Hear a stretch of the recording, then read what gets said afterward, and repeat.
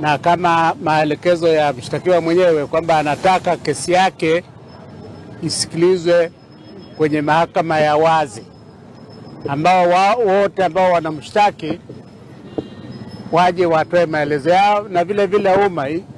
Kesi imefunguliwa kwa jina la wananchi wa Jamhuri ya Muungano ambao wana maslahi ya moja kwa moja kuja kusikiliza shauri dhidi ya huyu anaitwa muhaini, dhidi ya huyu anaitwa ametawanya habari za uongo.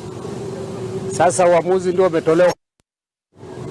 Jaji amesema ana mamlaka, mahakama yake na mamlaka kusikiliza hakimu kusikiliza kwa njia ya mtandao, pamoja na kwamba mshtakiwa ameweka wazi kwamba hawezi kushiriki